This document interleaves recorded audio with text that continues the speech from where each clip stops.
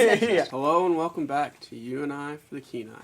I'm back with Koebryn today, and we're back at the Trinity Intake office, but we have a brand new story. This is something we've been thinking and talking about doing since we kind of started with recovery stories. It was one of the first questions that we asked ourselves after we started recording a lot of these stories. Was we had a lot of people talk about their parents and kind of the strife their parents went through and that they put their parents through, and kind of the different roles that parents have played, not only in recovery but in addiction and just in the overall life of the people that we've talked to. And so this has been kind of a year in the making, just kind of getting ready and figuring out how we were going to do this and kind of some of the ways we wanted to do this. And I'm super excited that today we have our very first mother with us today to talk about recovery. So we're here with Sandi today, and we're just super excited to have a conversation with Sandi. Thanks. I'm glad to be here. Cool. Mm-hmm. So I guess we'll get right to it. Actually, let's get a little bit about you first. That'd probably be a good place to start. So I work and live in the community. I've been in Soldotna about 10 years. I have two sons. Both of them have struggled with addiction. And I have one of my sons is in recovery, has been for almost 2 years now. I guess that's how I identify, right, is my son a drug addict. It's a stigma. I think that people have, as a parent, you feel like you failed because you know you're the one who brought them into this world and you're responsible for how they turn out. And so, that's kind of my story. That's who I am. I have a lot of other stuff about me. I'm a very spiritual woman. I love God. And I think, that obviously that's what has gotten me through all of this. And I just want to give back. Yeah. Because we talked about stigma yesterday, right? So we met yesterday and to kind of just talk about some things, but I think it's the stigma of parents in addiction is a very interesting one, just because, first of all, when we think about stigma, it's usually kind of this guilt or shame producing thing like that people kind of put on us in the way that they view people or things, and it's just societal, it's just things that happen. Mm-hmm. But it's interesting with parents because they're so much farther separated from the root of the stigma, which is addiction, obviously, than even the addict themselves, which you could argue to a certain point that the addict kind of is separated from themselves in that too, when their addiction kind of takes over like the decision-making process really, and kind of all your other priorities kind of go out the window.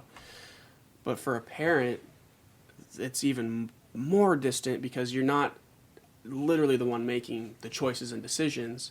But I guess that leads me into a question, like, how do you, like, as a parent in those moments, how do you feel like you've played into those, or do you feel like you've played into those a little bit, or like, do you ask yourself some of those hard questions, or?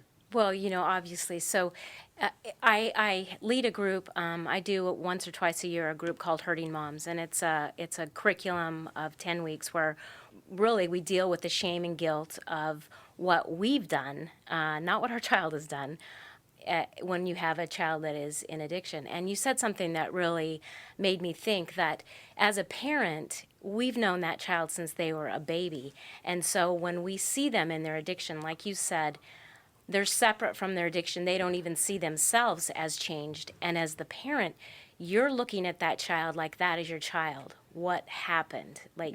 And so when you're expecting them to react to you how they've always reacted to you, when you're expecting them to do all the things that you taught them to do, and they no longer do that, again, it's difficult to put that it's that drug that has separated them and that they are a different person that even they don't have control over. That's a huge part of it. Mm-hmm. When did you first kind of discover that your sons were struggling with this, or what was that experience like? So, I mean, long history. I was married to a drug addict, didn't know that when we got married, young, got married, had kids. He hid it really well, was able to function very well, but when I did become aware of it, I was the typical codependent enabler and pretended that everything was okay. My oldest son, he started when he was 12, 13. getting in trouble, doing things. And so my other son, who was the good kid, was affected, of course, by the fact that all of the attention was going on to his older brother. And he did well. And then about when he was 18, 19, he was out on his own and started dabbling, but could always function. He ended up having a major surgery, had free access to oxycodone, and that's when his addiction really changed. And it was from that point that it just, spiraled downhill. And so, and I guess as a mother, for me, I made a lot of excuses for him, like, oh, he may be partying a little, but it's not that bad. And it wasn't until he has 2 children, so it wasn't until he completely stepped out of their lives that, I realized it was as serious as it was. Right. Do you think some of that kind of stemmed from your husband and what he struggled with and you kind of pushing that aside? Do you think that approach kind of carried on to your kids, or was that really separate? Oh, no, absolutely. And honestly, I don't think I knew better. Obviously, when I was younger, my kids were younger. It hasn't been until recently that all of the research and everything that we know now that we didn't know then, and it's amazing, the difference. And so, yeah, definitely, because it wasn't until I learned what codependency was. Had I gotten help myself, probably when I was still married to their father, their lives would have turned out differently. Again, part of that shame and guilt that I deal with, like, had I done this differently. But then I have to look at, okay, I didn't, and this was the result, and now what can I do to help that mother that was like me? Yeah. So that's why I'm here. It's so interesting hearing that. It's almost like you were kind of naive when you first got together with your husband, and then he exposed you to this really broad spectrum of grays that you had never seen, because you're like, you've actually been addicted for a long time, and I didn't know. So maybe this is kind of okay, since things are kind of okay between us. Right.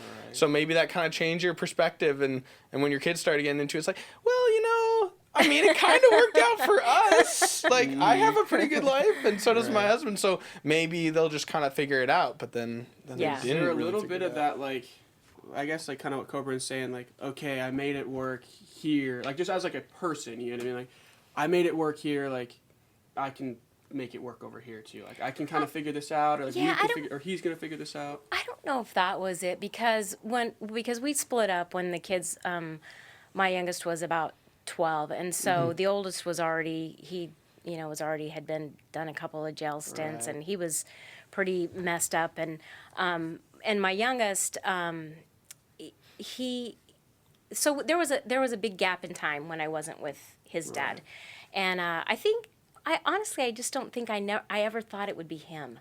I just didn't ever think it would be him, and so as a parent, you tend to think, again, it goes back to, I knew him as this sweet child that, would do anything for me, and that was the best dad in the world and was a provider. And so you tend to ignore some of those signs in the beginning until it's full blown. It's kind of like the rose-colored glasses of parenthood. Yeah. Is that you took care of this person since they were totally helpless, just a little baby, and so you kind of still want to take care of them, and you're like, oh yeah, they have these flaws, but they're a good person at heart. I love them so much. But it sounds like that kind of that love that you have for them is kind of gets in the way of seeing that things are not okay in the world. And also, let me add, is I was raised, my father was a police officer, I was raised in had really good morals and whatnot. But I do want to say, too, is that there is that fear of what will happen to your child if you don't intervene. So there is a fine line between that enabling and trying to prevent them literally from dying. We talked a little bit about this yesterday. Yeah. That fear of death that a parent has is, it's overwhelming. It really is. And that fine line of what is enabling, I believe that they have to know you love them. They have to know you're going to be there. And that kind of became my mantra. I will be there in your recovery, but I cannot be part of your addiction. And if you say it often enough, you can convince yourself. Right. You can do it. Yeah. And again, I think that's exactly what happened to me. I had a really good friend who we used to talk all the time. She was a drug addict and had been clean for 30 years. And she used to constantly tell me, you can't do this for him, you can't do that for him. And my head knew it, but it just did not connect to my heart. And the day that it connected to my heart changed all of our lives. So did you have some moments either kind of directly afterward or even now you look back on, at the time you thought you were doing the right thing, but now you're like, oh, maybe that wasn't such a good move. But now that you have the perspective, you can look back and see like that felt like the right thing to do, but it wasn't. Do you have any situations like that? Oh, absolutely. The year before my son got clean, and I know, and again with the addict, I know this. I know this from him. And I know this is common knowledge. They don't want to be there. They don't want to be an addict. You know, he wanted to be a father and a son, and so it's not where they want to be. But he came home. I let him move back in because he was going to go to treatment. He went to treatment. He was there about a week, and of course, it wasn't his fault that he left. And I want to add, they're extremely manipulative, as you know. That's part of the drug and that whole culture. And when you I wouldn't say I'm naive, but when you want to believe the best in people and you try to look at things, that it's easier to believe, and it's easier to believe when it's your child.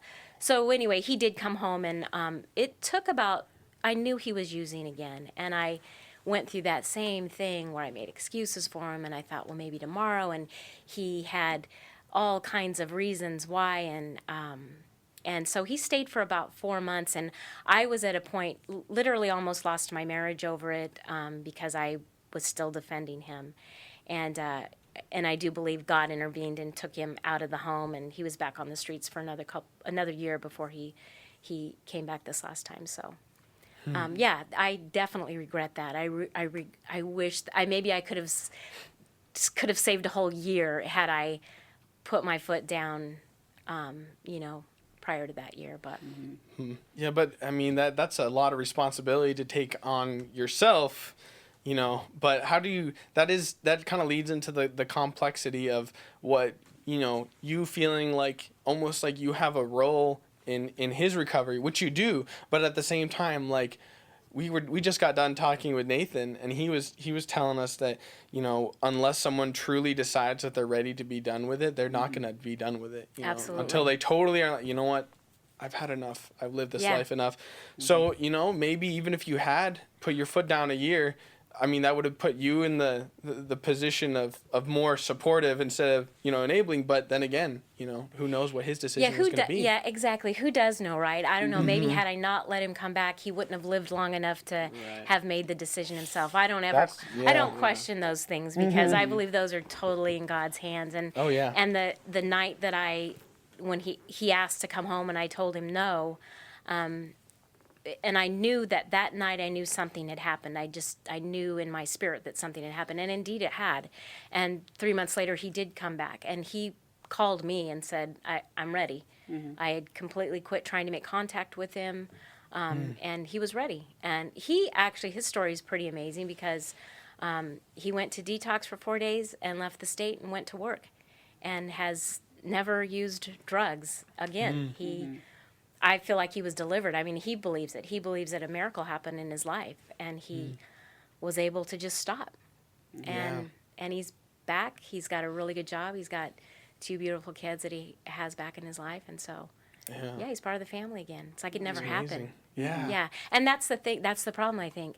It did happen, and so I've got to tell the story because I could go back to just living life, right, and be happy and, well, look what happened for me. But there's a lot of people out there suffering. Yeah. So what was the build up to putting your foot down and saying, no, this isn't, you can't come back? It was Christmas, right? It was Christmas. I don't know if our listeners heard that because we had some great conversations yesterday. But what was the lead up to that? Like, what started down the path of, you know what, I can't keep letting him more or less get away with kind of deceiving both of us, himself and you, into thinking there's not a problem. I have to tell you again, it was a God thing. I do not know what gave me the courage on that night to do what I did, because I had not spent a Christmas away from him, 30 years. And that night, I think it was Christmas Eve, he asked if he could come home. And I told him no, that he could not come home, and that I was going to have his daughters over the next day, and that he couldn't come home. He couldn't be a part of it until he was ready to stop using drugs, and that I loved him, and that, I'd always be there. And I remember getting off the phone, and this kind of makes me,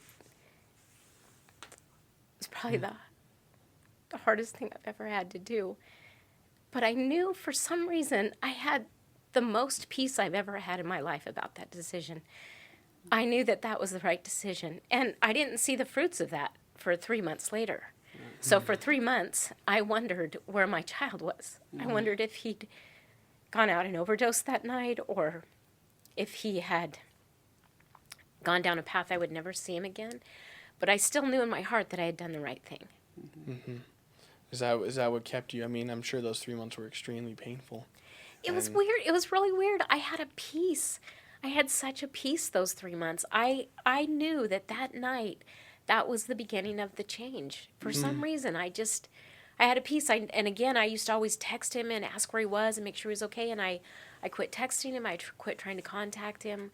And he would, every once in a while, he'd text me and let me know he was okay, and then, or that that he wasn't okay, and that he needed me, and that he needed help. And I would tell him back that I was there for him when he was ready. That I'd help him get a place. So was it really that? I mean, was it really that black and white of that day? I mean, It was. It was just like up until that point, you're like, you know what? He's kind of right, and then you just changed. You just switched gears. I've been working on it a long time, and again, I want to go back to this, kind of give a plug for that Hurting Moms program that I have led. It's a 10-week curriculum, and it's really powerful. It is 10 weeks of really working on not the addict, but on yourself. Right. Like, what do I need to do? And that it's not my fault. And even if it is my fault, it's not my fault now, that kind of owning up to some of the things you did right and some of the things you did wrong, and yet being able to move on and knowing what's best. So I think I had done one class before this happened with him, and so I had really gained a lot of the tools, which there are other places to gain the tools. And I think, again, going back to parents with that stigma and being afraid to reach out and being afraid to get help, or not even knowing where to go to get help. I think that's a big one. From a lot of people we've talked to, like, a lot of their parents, and through no fault of their own, just really don't know what to do. Right. Like where do I go? Who do I even reach out to? And that's kind of a big nerve-wracking question. Yeah, and it's sort of one of my things. Like, I would love to see more resources for that. I'd love to be a part of that at some point.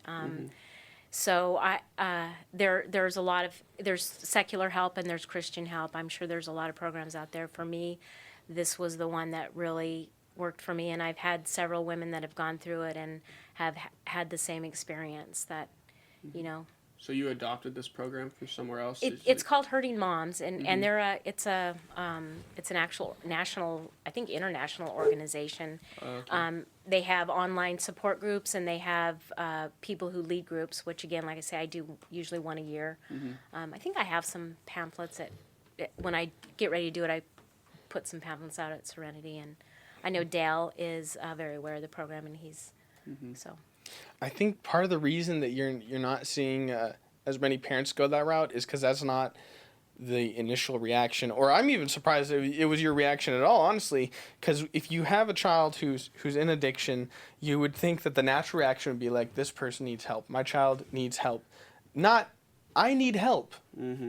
Trying to understand the pain and stuff that I've been feeling in order to help them. That's right. Right. So taking your perspective on, I can't do this. I can't be the supporting force in his life that I want to, so I'm going to go out and look for resources to make me a better person. I think that's not where a lot of people start. Right. So to even understand that is basically a skill of some kind. Like, there is a real choice that you can make that can help. Yes. Instead of, well, I hope they're okay kind of thing. So I think that was the big shift in perspective, was you understanding that I need outside source to be able to deal with this kind of thing. It's for a parent. it's an overwhelming. I'd met with a lady even last night who was saying, we were talking about how, because the responsibility is so immense, that's your child. Like, so part of you is, once you get past the whole pride thing and, oh, gee, what did I do wrong? I was thinking, you really got to humble yourself to do this. Yeah, you get past that part. Then it's like,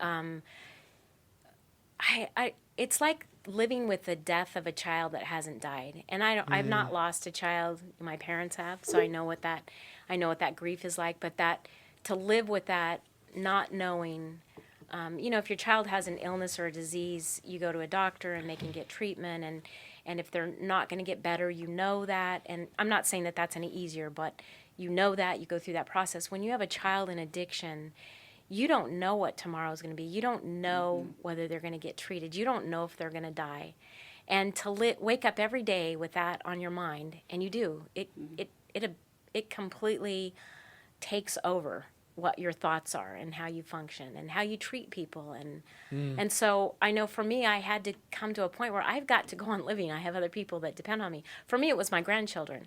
It was my son's kids. I had to fill in the gap until he could get back there. Yeah. And so it's almost like you're going through the grieving process. Absolutely. And then once you were able to let go of the fact that you weren't in control of his life, it sounds like that's when you were able to really love him, because you had let go of the control that you were desperately trying to have of wanting your child to be alive, wanting to know that they're safe. I mean, I think there's a feeling of if they're in your home, even if they're doing drugs, at least you know. Yeah.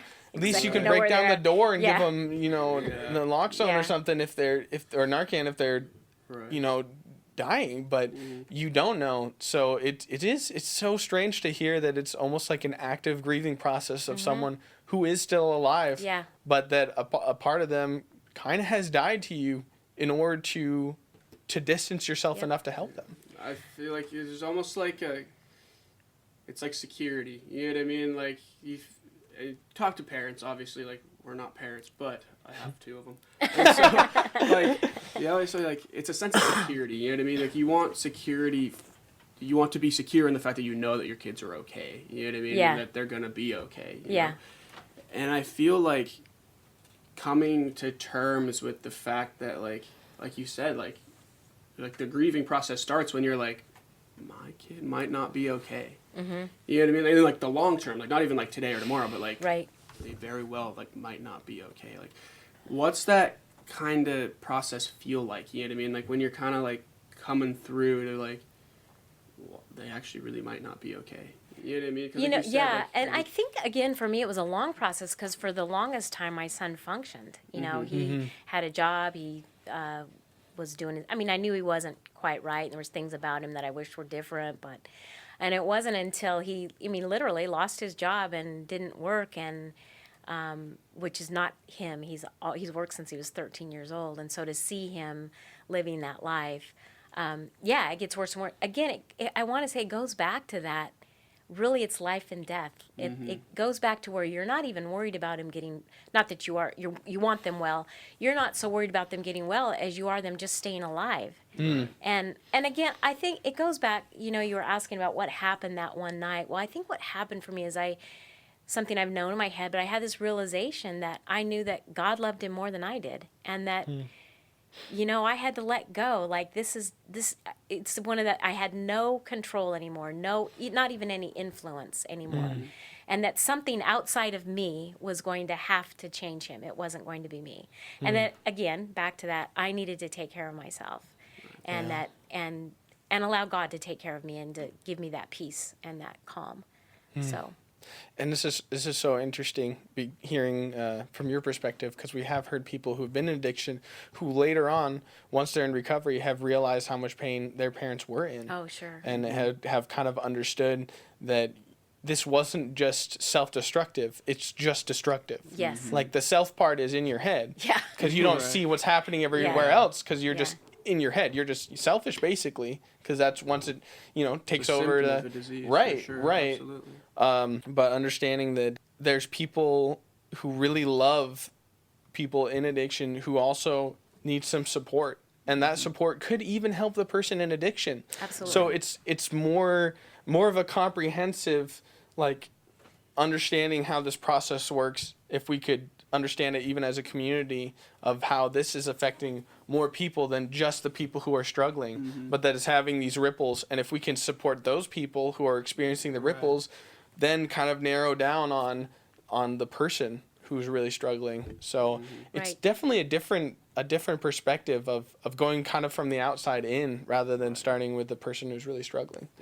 Definitely. And I think as a sorry. I was just gonna say, I think it's interesting because I think that's probably one of the biggest things I have to do now for my son is to just really assure him that that was the past, that doesn't matter anymore, because and obviously, as you know, that's why it's hard for them to get out of addiction, is because when they start facing what they've done to their families and their children, and that's difficult. I mean, that's why you numbed in the first place, right? So I think that's one of the things that, again, that we talk a lot about, my son and I talk a lot about, it doesn't matter.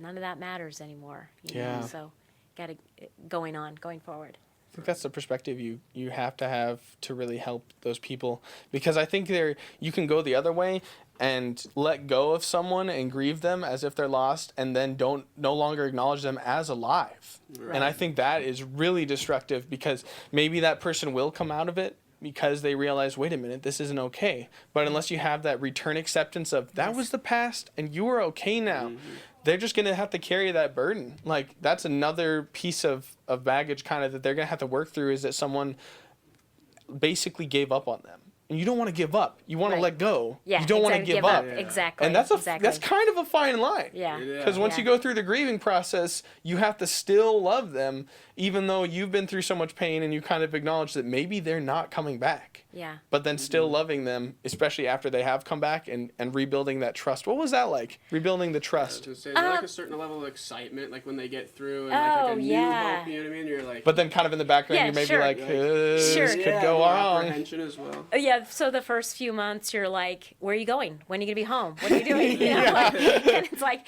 that kind of thing. And I'm sure that's different for everybody, but I'm at this point, and again, it's been almost 2 years, but I'm kind of at a point where, like, it's the last thing on my mind. I don't know. Again, I truly believe I believe that is something God has given me too. It's that peace that I have, that it doesn't matter even if he does relapse. It doesn't matter. Like, not that it doesn't matter. It would matter, but I am not going to let one moment of thinking about what could happen ruin the beauty of what is happening. And so I live like that. I treat him like I always did. And I think for him, when he walks in a room and everybody's face lights up, and like his grandparents, my parents, are proud of him, and his children can't wait for him to get home, and those are the things for the addict, I'm sure. Again, they take time, to trust that are you going to love me tomorrow? Or are you going to think about what I did and not love me? And that was a big thing for him. How can you still love me? And as a parent, I think it's a very unique position to be in. It's not like a friend or a sister or somebody that can cut you off. I'm not saying that fathers don't feel the same way, but there's something about a mother's love that is totally unconditional. I mean, I'm sure giving birth to the actual person is an experience. Like rooted, like guy cannot experience. Just the level of intimacy that, like, not only parents but mothers as well, just from carrying a child physically and like the mental effect that has, and like in the whole process. That's really like extra 9 months you spend with your mom and with your dad. Technically. You know what I mean? Like, literally. And so, I think there is like some like really proven like fact that like a mother's intimacy is just like a little bit deeper than really the rest of the world can really provide. Yeah. It's definitely possible. Position. Yeah. And not to say there aren't some bad moms out there, and that kids can't relate to their moms, but again, it's just in my situation, and I know many, many, many mothers that I have met that, you might meet them and think, you have a son in addiction, or you have a child in addiction. We just, it's everybody, it's anybody you meet in any walk of life. Yeah. Yeah. It's so interesting hearing your perspective. I think that's even healthy, even not being a parent of someone in addiction, but to go through the process of realizing that there's people in your life you're going to really care about. You cannot control anything about it. Right. And you have to make that balance because if you really do care about them, you care about their decisions, not to the extent of a parent, of course. Right. But if you have a friend that you really care about, you really want what's best for them. Mm-hmm. But then there has to be some kind of limit of like what you're willing to support them in. Right. Of Right. what is okay, I think it's a much less direct role, but it's very good to understand that you do kind of have to let go of something. Right. You cannot control the people that you love. You just can't. I think one of the things that's really interesting too with that is we talked a little bit about the manipulative behavior. Some of the arguments or discussions you can get into with an addict is that they flip things around and they somehow make you feel like everything that they're doing is your fault, and there's that whole thing that goes on there. And so for me, when I recovered from that shame, that guilt, and always letting him manipulate me, that was my constant thing back to him, was that I will always love you. I will always love you. This isn't you. Like, I will always love you. You can't, there's nothing you can say to me. There's nothing you can do to me. There's nothing that will prevent me from loving you and accepting you back when you have faced what it is that you're going through. Yeah. And so I think that's important to not get caught up in those arguments, because we would have screaming matches and me trying to convince him That you of what loved was him. wrong, and then yeah. and him convincing me that everything that was wrong was my fault, and that whole, you get so wrapped up in that emotion, and just to stop those conversations, to decide you're not going to have those conversations with them. Yeah. And I've hung up on him. You hang up a lot. Nope, not going to have that. I love you. I'm not going to have this conversation. Right. And I know that through all that, even through all of the things that are going on in their heads, they know that. They know that. They hear that. They know that they're loved, and they know that it's them. So, Which is so strange that it almost sounds like kind of like a poor relationship in general, almost, of like someone saying to someone else, you don't love me because you don't do this for me. It's like, Right. that is not how that works. Yeah. But if you really do love that person, there's a part of you that really does want them to understand that. You're well, like, and again, "No, it goes people-" back to that parent relationship where, Yeah. well, he must be right. It must be my fault. And so you can Yeah. really get caught up in those conversations as a parent. Yeah, and I think Yeah. society might kind of be on board with that, which is not good. Right. You did ruin him. Yeah. Like, what is your problem? You messed him up. And he's like, you did mess me up. And you're like, whoa, wait a minute. Guys, Exactly. this is not fair. Exactly. So I think that narrative can get really twisted of what is love. Oh, well, you owe me now because you messed me up. There's all these normal people. They had good lives and good parents. You screwed me up, so now you owe me. And that's not true. And Yeah. there's this weird like romanticization of like what unconditional love looks like. Right. You know what I Right. mean? Like, Well, that's a manipulated definition Yes, sometimes, isn't it? for sure. Yes. That's, Yeah, like, yeah, yeah. like, if you love me unconditionally, you'd Right. let me stay here. You know what I mean? Yeah. Just Yeah. things like that. We're like, no, like, I really do love you, but I really just like also want you to get better. And like, this isn't the place you're doing that. It Yeah, just hasn't exactly. worked. Yeah. But I think like also like you said, like when you're in addiction, like it's such like, we always hear it defined as like a cunning disease. You know what I mean? Yeah. Where it's like, no, it is her fault. You know what I mean? Like, Yeah. I feel like in the addict's mind, it does They kind of truly get like, believe it. I Yeah. believe. You Oh, couldn't yeah. be that convincing if you didn't believe it. Oh yeah. Yeah. But you talking about him being like, why do you love me now? I mean, I'm sure there was a ton of shame he had with, there is, yeah. I mean, manipulating your mother into saying that she doesn't love you, and like that must be a lot of guilt to deal with. So again, coming back to that of being willing to accept them even after you understand they're just trying to manipulate me here, but then now they've changed, and Yeah. that isn't their goal. So like Aaron was saying, that kind of coming back into trust, and coming back into understanding that now that that's out of the picture, that was the problem. Right. The right. relationship wasn't the problem. That was the problem. Now that that's gone, we can kind of resume kind of where you left off, Yeah. maybe. Yeah. And that must be kind of surreal. It is. It really is. I was just thinking when you were talking about that too, how it's like I don't even know who that person was. I Yeah. know who my son is, the one that I have now. Like, this is who he is, who I always thought he was even in his addiction. Like, when I look back on some of those things that happened, I don't even know who he was. I'm sure he doesn't So- know either. No, I'm sure he doesn't. Yeah. I'm sure it's kind of person. really kind of phenomenal the way that it's a horrible thing. It's Yeah. a horrible thing.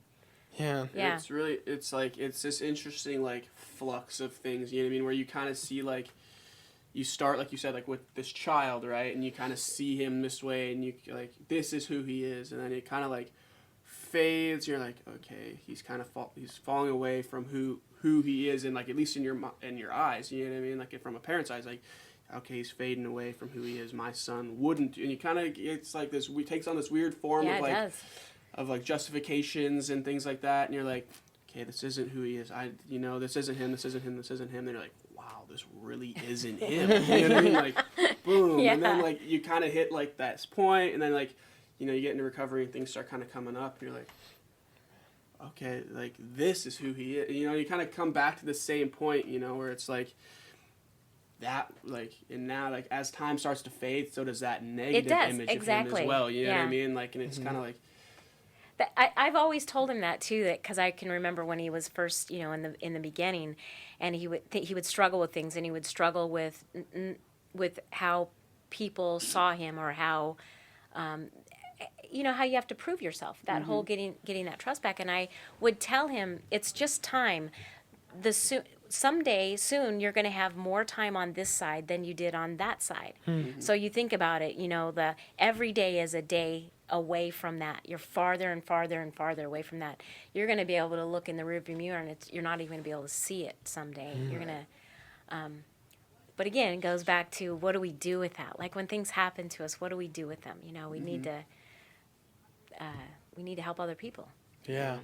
Well, it's so interesting. I know I mentioned earlier, or actually in our other podcast, for me it was like half an hour ago, but for our listeners, it's probably been a week. But mentioning there was one of our podcasts where this, I got to remember her name. Anyways, she mentioned that as she became more and more involved with addiction, that gradually replaced who she was. Oh, like, sure. as she became, partying more and more, that became kind of took over her as a personality, as herself. And that's kind of sounds like you got Exactly. this outside perspective of like, at first it seemed like kind of like a, I don't know, like a corrupted image of like, this is sort of my son, but this kind of isn't. And then gradually it grew into, this is definitely not. Like the things that he had become were not consistent with who he was as a person. Right. Like as this becomes the priority, is just like needing more of the substance that makes you feel all right, that gradually takes over. And then seeing that it's almost like you got your son back. Is that ever a question you kind of asked yourself, is I just want my son back? It's interesting. He's even better than what he was. He's even better than I remember him. But it is a really interesting, I hadn't really thought about it like that it is totally a different person. But I think the beauty of all of this is that he is back and better, and that no matter how bad you are or where you're at, you can come back. That is the message, right? You can come back and be even better than what you were. Yeah. So, and I think you are better because he does have that need to prove that he is who I raised him to be. Yeah.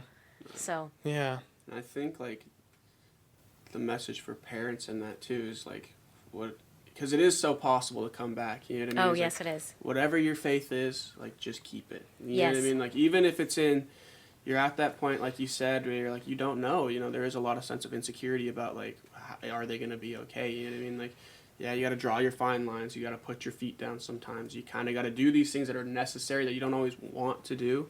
But I feel like in the back of your mind, like it's kind of be one of those things where like maybe it is in the front. I'm not a parent. I don't know, but it's like.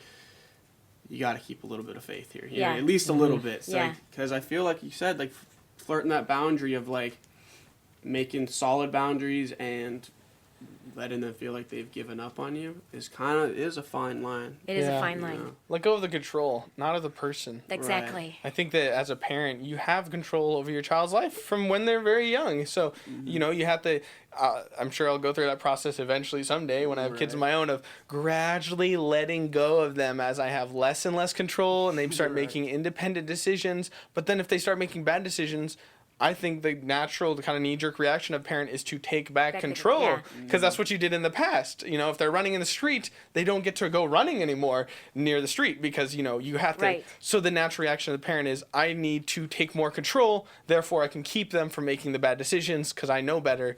And the truth is they know better too. But I think that you don't want to let go of that control, because that's that you feel like you can still do something. Right. At least you can still interact with them. Maybe you'll change your mind this time. Yeah, this exactly. time. But Oh, and no. you also get into that trap of not only, you know, how they say, if you love me, you do this. As a parent, you get into that. Well, if he loved me, like, why? I know he loves me. He's got to love me enough to change, right? He's got to love his children enough to change. I always thought, like, it was crazy. Like, how I know that you love me and your children and your grandparents more than this life you're leading. And so, again, there's so much education out there now, and there's things that we need to understand about how the brain works and how it's not me that he doesn't love. He does love me just as much. Yeah. But what effect that drug physically has on the brain and on that person. Yeah. So you can't rationalize any of this. Yeah. That's the thing. If you're trying to help, you cannot rationalize it. Yeah, and plus, if you kind of, I think there's like a little bit of a desire to kind of use guilt to kind of be like, sure. you don't understand how much other people are hurting because of you, basically. Oh, yeah. And Oh, it's my like, goodness, but they yes. do understand. It's not that. So Yeah. it's funny that the guilt, ironically, it seems like it would help of kind of a little bit of shame, kind of being like, hey, that's not okay. But that's actually fueling the fire of escapism. If they're trying to escape from the painful reality, being like, you're such a bad person. Like, okay, they probably know that, or at least that's not going to help. Well, you know, it's so funny that Yeah, I'm a bad person, and it's you, Mom. You made me this way. No. well, that's so funny because I came to that realization. Like, I don't have to tell you your daughter misses you. I know you know that. Why would Yeah. I? And when I quit doing that. I quit sending these texts that, you know, you missed another whatever, or where, you know, your grandmother's in the hospital, or, you know, I quit doing that because what does that do to them other than push them farther and farther away? Instead, I would replace that with, you know, I love you. We're waiting for you to come back. Wow. Can't wait for you to, you know, get it together. Just those affirmations and that constant love. Wow. They want to hear how bad they are. They know it. That's why they continue to use drugs. And so Yeah. when you confirm that, like, look how horrible you are, they're like, yeah, I know I am. That's not what's going to turn them around. Right. Yeah. Right. Yeah. I mean, because then if they didn't already believe that they're a bad person, then they're like, well, you know what? I am a bad person, and I don't give a bleep about whatever, you know. I mean, maybe I got that my goes- mother's text to prove what a bad person I Yeah, am. right. Yeah. Honestly, like, especially like when I was younger, you know what I mean? Like, I honestly, you know, I remember having these thoughts, and like, because I feel like a lot of the reason, like just from a very personal standpoint, that I didn't dive deeper than I did into some of these other things was like because I did have family members and friends and a support system, luckily and fortunately, that really did care about me. But and like how many times I thought, like, dude, how much easier my life would be if I had nobody that cared about me. Right. Genuinely. Exactly. And like that makes absolutely zero sense, you know, now. But I'm like that is like, Yeah. like that confirmation versus affirmation. Like, how bad do you really want to hear how bad you are? You know what I mean? Yeah, Like, that's And kind of weird. it's so like, much easier to hear how bad you are than to hear, Right. I still love you. The family's still waiting for you. Everyone loves you. Yeah. I mean, you don't want to, like, right? So Right, yeah, it's it's so easy. much easier to not think about the family that loves you and that you're hurting. So, yeah. I yeah. think it goes back to that like interpersonal like. You know, Yeah. I mean, like there, you come to a point, right, where like the veil kind of fades away, and like there's like a romanticized idea you had of what doing drugs would look like, you know, and how it would affect your life, kind of starts to shimmer away here, and you're like, oh man, now I need a real reason. You know what I mean? Well, Like, yeah. and your parents like, and not like that you don't have a real reason in the first place, but like. That confirmation of how bad you are is a really good, like, nice reason to keep going. Well, You know? and even think about, even if you're trying to return home or something, okay, what are you going to want to come back to? A bunch of angry people who've been very pissed off at you from ignoring your responsibilities, or a bunch of people who are excitedly waiting your return because they want to celebrate you having your life back. That they're sad that you're gone, and it's just like, and they're just wishing you were there. You know, Yeah. that's the kind of emotion that you want to think. Hopefully, that people miss you. Yeah. I mean, and maybe they don't know that. Maybe they don't understand that's what they want. But certainly you missed your daughter's Christmas play, and now everyone hates you. It's not like, all right, you know what? I'm gonna fix everything and come back, so I stop disappointing people. Yeah. Like, no, Yeah.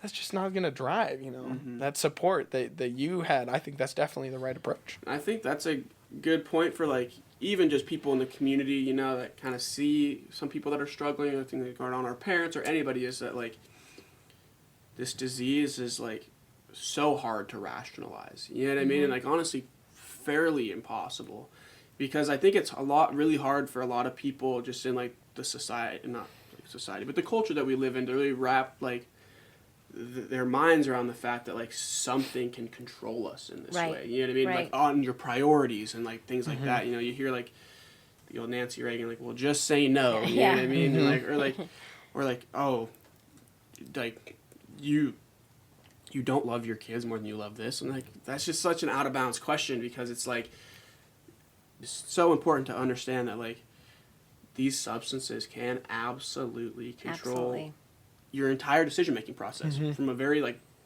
biological level. Absolutely. Can absolutely control like your life. And like you said, like that whole fading from like who you thought you were, who your parents thought you were, who you were, into like this just kind of thing that, I don't know, you're still a human being obviously, but like to this person now who just exists to buy and use drugs or alcohol or whatever it may be, you know. I think the way to sum it up, to really, in a few words, of the way that the kind of knee-jerk reaction to addiction, or the traditional outlook is, it's just not worth it to them. It's just not worth it because there aren't enough negative consequences. Right. It's just not worth it because they don't love their children enough. It's just not worth it because they don't care about themselves or their community. Right. It's just like it just doesn't have enough value. And that is, no, their values are being hijacked. Absolutely. They are valuing this above everything else because of what it's doing to them physically, what it's doing to them emotionally, you know, and at one point it was their choice to indulge. In the very beginning it started out as their choice, but at some point it stopped being really a choice. Absolutely. And now the new choice they have to make is getting out of it.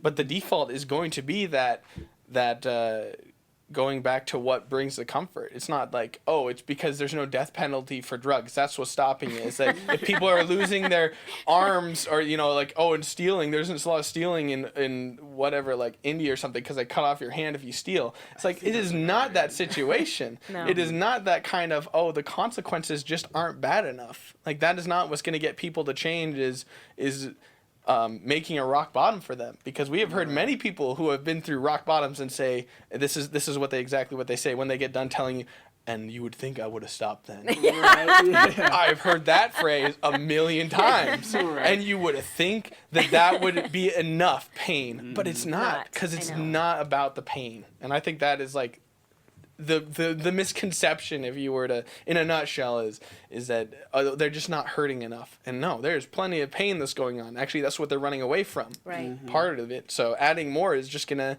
more desire for escapism. Exactly. I think it's fueling the wrong fire. Yeah. So. Yeah, no, that's just super interesting. And I think like from a parent's perspective, I mean, just like for parents who may be kind of going through this stuff and are kind of feeling like, do you feel yourself when you're in that, do you kind of feel yourself getting caught in those kind of things? You know what I mean? Like, I'm trying to think about like how I want to articulate this, because I have a thought and I gotta, but, take your time, dude. Yeah. I'll edit this. but yeah, it's Unlimited time. one of those things, you know, like where you feel yourself kind of either slipping into this conversation like that you're like no, you probably shouldn't be having, like with your son or whoever it may be, you know what I'm trying to say? And then like how does it kind of spark this like, okay, I shouldn't have this conversation. You know what I mean? Like what is that kind of like? I think. Do you use cues or like little like just? Well, again, recognition things? for me, I have a firm belief in God, and he speaks to us, and he speaks to through our conscience, and we know when we should and shouldn't do something. So so now that I'm educated on drug addiction, let me try to go back. I think it's imperative that people educate themselves. If you've got a child in addiction, educate yourself as to what addiction is. Don't think that, because I thought it, and I'm an educated person, and I thought that I could love him enough to bring him back. His kids would be enough. His, everything that I thought that those things would be enough. So first of all, educate yourself on what that drug actually does to the brain. Those things aren't going to be what it is. As far as having those conversations, I had those conversations with him, those bad conversations with him for years. But it wasn't until I educated myself and I took this class, I studied, what I needed to do for him, that then in your brain, when you're having that, you're like, nope, this isn't the way this is supposed to go. I need to stop this conversation, tell him I love him, and I'll be there, right? I'll be there. And so I guess if there was a takeaway, that would be it. Educate yourself on what drug addiction really is. Right. And I think that's what's making the change, and why we're seeing so much success, is that people are understanding it better. Yeah, definitely. And it's not like a flashy answer. It's not like, well, you need to take them in the middle of a desert, and then you gotta leave them out there with water in a tent, and then in 5 days they're gonna sweat out all the addiction, and that'll solve it. It's just like, you will probably have to change yourself a little bit, and you're gonna need to get educated, and that seems pretty simplistic, but it really works, because a lot of it is misconception, and you're just making the wrong moves because you don't even know what game you're playing. You don't even know what the grand strategy is. Yeah. So yeah, education it seems simplistic, but it's definitely well, and I think too, helpful. there is no one answer. There are people that need to go to meetings every day. There are people that wake up one day and they're no longer have a desire. I mean, that truly does happen. There are, and my son, when I say that he ended up not going to any type of programs or anything, but he did get the what's the injection? Oh, like Subuclade? There's like The one that stops you from the Subuclade. one Subuclade's one. the one that doesn't let you feel the effect if you were to use drugs. What's that? Yeah. That's Suboxone. Not Suboxone. No. That's a It's film. not the drug. Methadone's like a drink. No, it has no narcotic. It's it an prevents injection, the right? receptors from. yeah. Dale's Yeah. talked about that. Yeah, Yeah, it's I think that's Subuclade, I think that's what it is. It's not that what. Does it there's probably a name. Anyway, for it the lasts actual, for 30 days. Right, and right. If you were to take a drug, it would prevent the neuroreceptors from.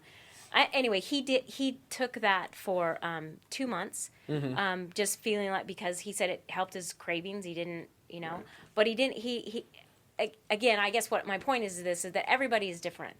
So how you get out of it is different, and we shouldn't. I don't think there should be a set. You have to go X amount of days or X amount of months, or it's going to be different for everybody. And one thing that my son said that really, I think I'd shared with you yesterday, that is so true. Drugs weren't the problem. His problems were the problem. And so that's what has to be dealt with. And so for different people, obviously it's going to take different things to help them deal with the problems that made them start using drugs in the first place. So I'd love to do his story. I want to hear what those 3 months were like, because something changed. Because really, eventually it got to the point where basically all he wanted was, hey, can I not go through withdrawal? yeah. And that's all he needed, really. I mean, that's what it sounds like. And I mean, it sounds like he got to that point because he confronted some of those problems that you were talking about, that to the point where, okay, as long as I'm not sick after I'm done with this, I'm done with it. Yeah. And Like I said, he was 4 days in detox and left the state to go to work, and he said it was the hardest month of his life. He said he remembers specifically being so sick he wanted to die, and just closing his eyes and crying out to God and saying, "You've got to take this away from me." And he said he fell asleep. He doesn't even know how long he was asleep. And when he woke up, he was okay. And he said he went on and he finished working and came home, and anyway, he's back up here now. But he had a very interesting experience. It's really interesting to hear him tell it. So he's got a good story. Yeah. But it's not that way for everybody, though, right? Yeah. So everybody's different. Absolutely. Again, totally individualistic, and I think that's where you need to separate the addiction from the recovery is that the addiction, I think, is the same. For what the drug does to you is physiological. And there's that aspect, and then there's what it takes to recover. Yeah. Yeah, and I think, like, it's almost this, like, there's some, like, interrelations between, like, these, I don't want to call them stages, but, like, the typical, like, advancement of how this goes, you know what I mean? Like, from what we've heard in, like, our stories, you know, like, there's these emotions you're trying to escape, or just things you're trying to cover up or hide, or maybe you're curious, you know, or whatever may lead to that. And then it does kind of follow the similar path where, like, bang, you're hooked. It happens. Yeah. A lot of things happen in that point. And then, like, when it comes to recovery, though, I think the reason it's so different for everybody is because these initial problems are so different. I you agree. know what I mean? Like, Yeah. because there are some things that, like, were different for so-and-so, that were different for so-and-so, that led us to kind of this similar path. But now that path is going to divert again when we have to really think about, like, the strategies we create for taking care of these very different problems that we first brought up, you know? And so I think... Yeah, and again, I want to go back. I am certainly not an expert on addiction. I've tried to study and learn as much as I can about it. But I think for me here today, my point is that, you know, just that there is help out there for parents and for people that have loved ones that are going through it. And it's about getting well yourself and having those tools and those strategies to be able to help that person. So... Yeah. So, and that really helps. I think it should help maybe parents who feel like they're basically not good enough. You know, that they have really messed up. It's like, I don't know why I can't just help.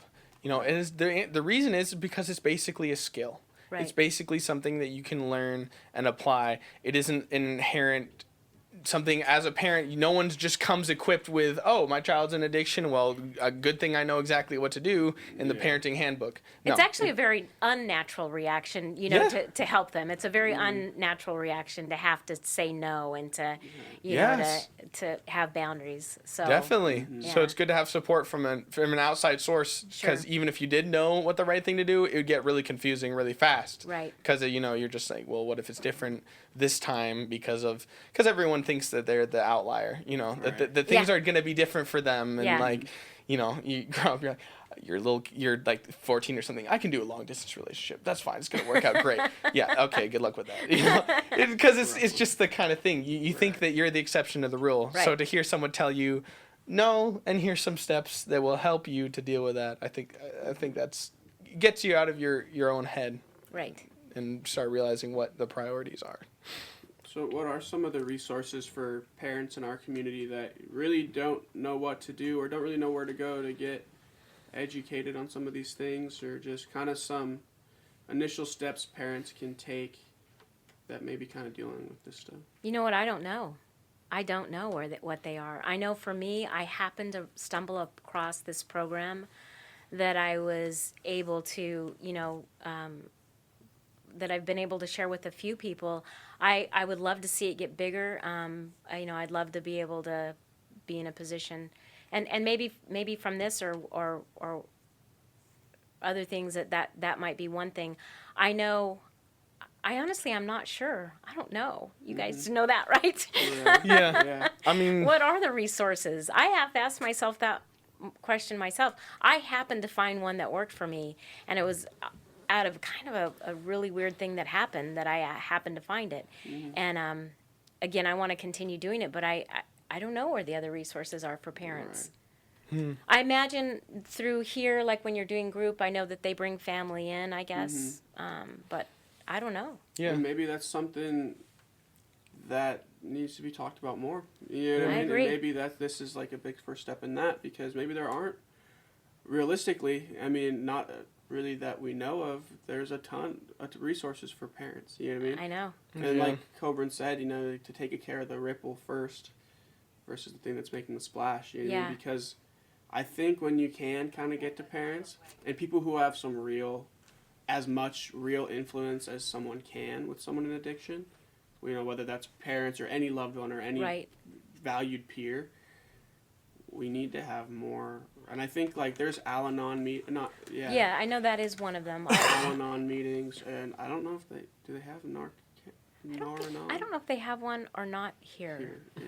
We should, I'm you not know what? sure. We should actually ask, like, Jerry if there's resources for parents, or we should look around and maybe we can I know slap you those can onto the find- end of these. Yeah, at and the I end know of you the can podcast. find Al-Anon resources on like Google. I know you can search Al-Anon, and that's like a pretty traditional program. It's kind of like the family member version of the 12-step program. Yeah. Okay. And so, yeah, and I think that helps deal with a lot of this stuff, like like parental grief and things like that. It kind of gives you some tools, and it's based in some research of how to You know, best and kinda I deal guess with yourself in these things. yeah, and that is another thing too that I think I think sometimes if there was an overabundance of resources for the parent to come out and admit that they have a child that is in addiction, that's another thing that we need to be able to overcome that stigma that there's, you know, like for me, I don't know, for me, I was never really like ashamed of it in that I've always been pretty bold about like that. Okay, like I'm no better than anybody. Like, yeah, I have a child that this has happened to, and but I meet people all the time that you think have got it all together and their family's perfect, and then they'll tell you, oh yeah, and you know, kind of quiet. We don't want to talk about it too loud, because you Yeah. know. So there's a stigma still attached to that too, and so maybe that's what prevents people from even seeking help, or Yeah. you know. Yeah.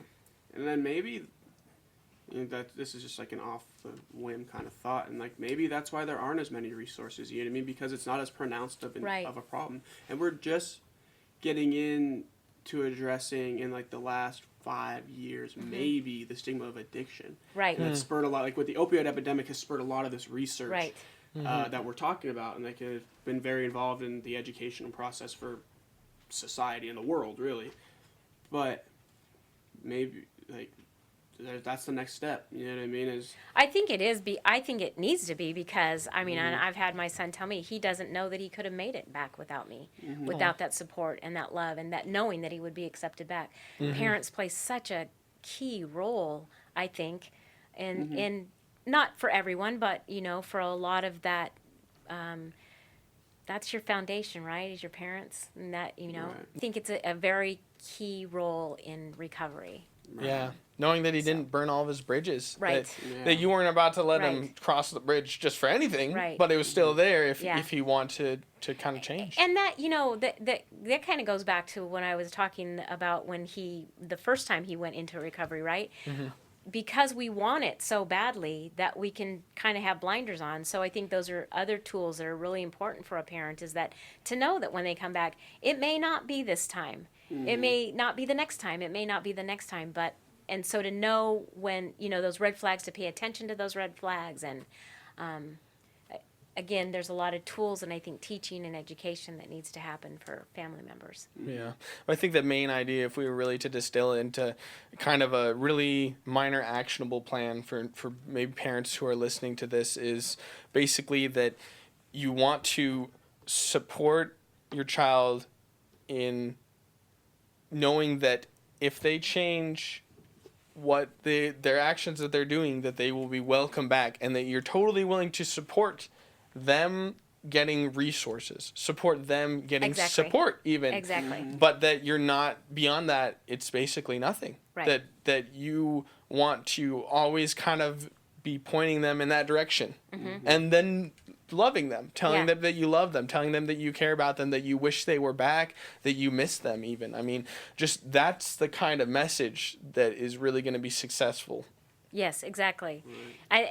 You know, just reminding them because like when you take that person out of the family, it changes the whole dynamics of the family. And that was the other thing with him that I used to tell him when I would tell him I loved him, is that not only did I love him, but the family needed him. We needed him. Like, you are part of this structure of this. We need you for certain things. And so for them to feel like, because that's important, right? You want to feel needed. And so again, just another one of those mantras, right? Like, Yeah. I need you, I love you. Yeah. yeah. But yeah, I think that's the kind of support that even if people changed, you know, just that and didn't pursue these other resources that are maybe like a little less built, but at least took that idea of supporting recovery and not supporting addiction, Right. basically. Exactly. I think that's a really good takeaway. Yeah. So. I think that's like, that's just, I can't say any better than that. As eloquent as I think I am. Maybe after law school. Yes, maybe after law school. Except you'll go to the worst one ever. No, I'm gonna pick out the last rated law school in the country, and then I'm gonna get on the U.S. Supreme Court. There you go. Just Fight to your say that I brother. did it. Just to beat Eric. I'm just gonna make sure that nothing he does gets done. Well, that's a great way to end on. You know what? Strike it all The down. exact opposite of support. Yeah, strike it all down. You know, I do want to say something, though. This is just in addition to, reminded me of this legal thing, and my mind's going, is how devastating the legal system is for drug addiction. So my son was super fortunate that he didn't have any kind of legal stuff. Yeah. It was the difference in him succeeding and failing, because he was able to go back to work and got a really good job doing what his trade is, because he didn't have any legal stuff. Had he had any kind of felonies or anything on his record, this is my soapbox, the whole legal thing, and how it is my soapbox about how you can, what do they come back to if they can't go back out? And like I said, my son came back and he's like this beautiful person that was better than what he was because he didn't have any obstacles to overcome that way. What would happen if he had not been able to get a job? Yeah. And where would he go? What would he do? Yeah. Have you ever heard of therapeutic courts? Uh-uh. I had not before this Yeah, either. so we just did one a with Kenai Wellness Court, which is a joint jurisdictional court between Kenai and the state. And so theirs is like a whole therapeutic court for people in substance misuse that focuses on recovery. So like they don't go to a cell, like they may have felonies. Or actually, yeah. It's if they don't have a violent crime or a sexual crime, Sure. then they don't go to prison. They're in the community. They don't have an ankle monitor, and it's like a plainclothes courtroom where the judge will talk to them as a person and be like, "Listen, we want to help you out. We want to help you get better. How can we help you get better?"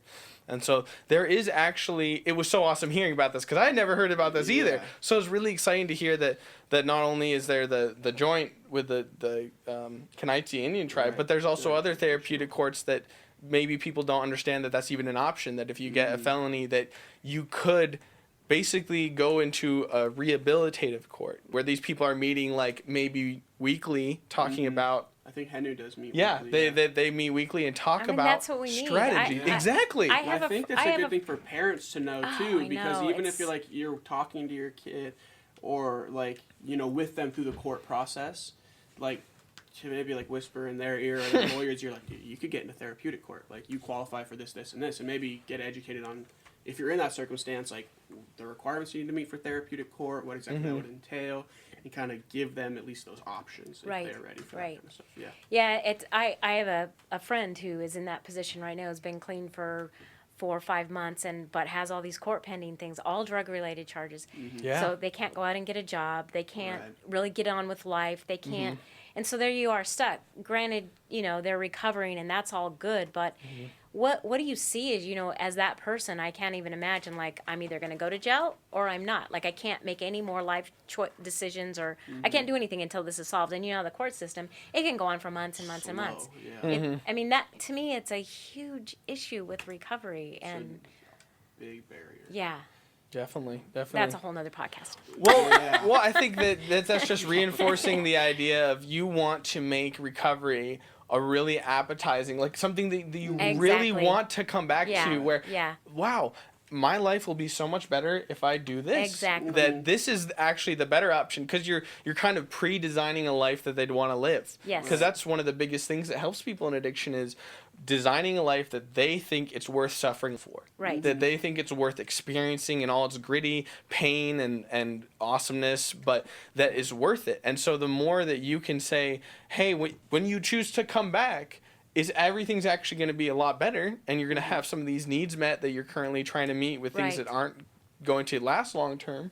Right. And I think that is what's really going to drive people back. So like you said, with that isn't encouraged when you're basically kind of outcast by society and given a stamp that says, you know, you're a criminal and things are just not going to go as well for Right. you. Yeah, when you have to check that felony box on any kind Yeah. of application or paperwork, I'm sure it must be just... that's a barrier. Yeah. Oh, yeah, it's a barrier. What kind of job can you get? Yeah, to Yeah. any job, to any access to anything. Your access to anything is very much limited when you have to check that box. Yeah, it is. Like, you can't get a driver's license. No, Like, you can't get a job. Like, you literally, like, had you can't vote. Like, Right. you have your most fundamental rights Are gone. are absolutely stripped. Because, Regardless of whether you've paid your debt or not. Yeah. Yeah. And maybe you're not being like super destructive outside. I mean, there is always some ripple effect of destruction. Right. But maybe you sat at home and did drugs, and that was a problem. So in response, you were forced to sit at home. And, well, you're not supposed to do drugs anymore, but, like, you know, like house arrest or whatever. Right. Like, this is very similar to where you were before. But now, like, why would you not go back? Right, exactly. Like, Again, but we're going to put you in the exact same place with the exact same people that you were. But we're going to make it before. way harder to go anywhere else. Yeah, exactly. And you know, when there needs to be Kind an of. effort, not only if you can't change the court systems, which will take a while, but it needs to be worked on, is that we need to look at employers and big corporations and people that are doing the hiring, you know, to take a look at, is that box really relevant, you know? Right. And so, And I think for just even the people, you know what I mean, that have to check the box, like, and I think people get into this weird stigma too, like even I think a little bit of like felonious activities come with stigma obviously too, like when you get out, even if you're recovered or not, you know what I mean? Like, sure. you think like you hear these words like convict and Yeah. felon, you know what I mean? Yeah. And like whether you want to or not, you've been pretty conditioned to think of people that check those boxes Sure. in a certain way. Sure. You know, and it's one of those things where like It's reinforcing the bad person thing we were talking about earlier. Exactly. And I think when exactly. you like, you know, like, well, I'm a felon, so I got a job at Walmart. Like, I think we need to give those people a little bit of affirmation because they're navigating a waters that is so difficult Yes. to navigate in a realistic way. Yeah. You know what I mean? Like, if you have a felony and you're working right now, like, Yeah. that's huge. It is Like, 'cause that huge. is such a barrier. It dude. is. And like, or if you have a felony and you've like found a way to get your license, like, and you can drive to work, Yeah. Yeah. like, Yeah, that's great. seriously, you know, like the most legitimate way. Like, that's not meant to patronize. That's not sarcastic. Like, that is very serious because it Absolutely. is a very difficult thing to navigate, and it makes life just. Even if you want to recover, it makes it that much more difficult. Like, Right. it does present a barrier. I think this is the right kind of balance because, again, our focus isn't on enabling. You don't want to make it, you know, easier. But then again, consequences is not the force that's going to change people in this area. Making it harder for them to get a job and stuff isn't going to stop people from committing felonies if that isn't the real struggle. If Right. that isn't what is really stopping them is, I mean, there's some people who probably the negative consequence is all that stops them, and they're like, okay, you know, I don't want a felony on my record, so I'm not going to do this. But then for people who are involved in this, who you know, even if there was like an option, like if you were clean for so many days, then that would kind of fall Right. off, you know.